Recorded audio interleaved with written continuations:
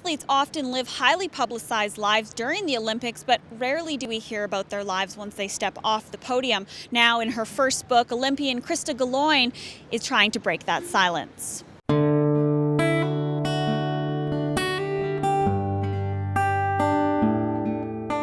You were part of the Canadian rowing women's 8 that won the silver medal at the 2012 Olympics in London. What does it take to be an Olympian?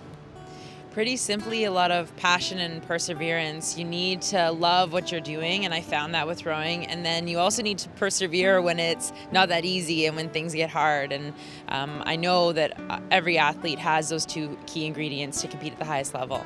Athletes are in the public eye for an intense amount of time, a concentrated amount of time, and then once they step off the podium, we don't hear much more about them until we once again see them. So what happens in between that time?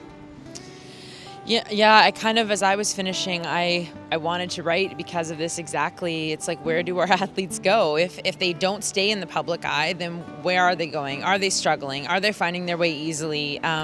As I was coming into writing, I was wondering if I would find mine. And so it was kind of interesting to write through that journey for myself. So rather than being on the other side of the coin, I wrote through it. And I think that because of that, I was able to kind of truly share the struggle that I was going through as I was trying to navigate and find my way once I let my sport go. I think in general, as an athlete, you want to share and give back. And this was kind of, I felt like it was coming on me as my purpose and my reason or whatever it was in the time. And I think it was cathartic for me. So me just getting it out and, saying aloud, screaming it from the rooftops, this is how I'm feeling and it kind of sucks. But also B, I knew that if I could say that I felt that way, then someone who looked at me and thought that I had so much strength would then be allowed to feel that way too. A lot of people tend to see athletes, though, as these superheroes or these gods. We put them on pedestals, quite literally and figuratively. And then all of a sudden you have to get yourself, a quote, real job. So is there some sort of identity crisis that almost goes along with that transition? Yeah, and it's almost, I think, it's kind of a letdown, but it shouldn't be because it's kind of normal. And I didn't want my book or my story to come across as whining at all. I think, those motivational quotes and the clips where you see the athletes sweating and doing their sport, they're so sexy. Everyone loves them. I love them. Like, I'm motivated by them. But the reality is the reality.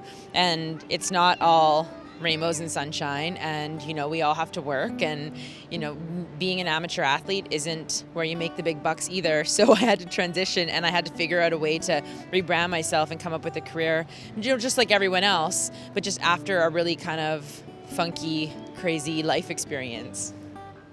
So looking at this great accomplishment in your life, what have you personally gained from writing this book? I think perspective that I needed. I think I'm not a big journaler per se, and if I had have journaled, I would have had much more detail to share about my writing experience. But in that way, I got to not only write it, get it out, but then edit it and look at it and be like, is this what I meant to say? And then by the end being like, yes, this is exactly what I meant to say. And to have a package and a kind of a beautiful finished result that I can share with people does feel really good. And yeah, I'm happy I did it. And I think for that, it's definitely a win for me. By writing about her transition from high-level athlete to the next chapter of her life, Krista hopes to inspire other athletes to best prepare for that transition as well. For more information or to buy her book, visit her website. And for City Lights on Novus TV, I'm Nicole Hodges.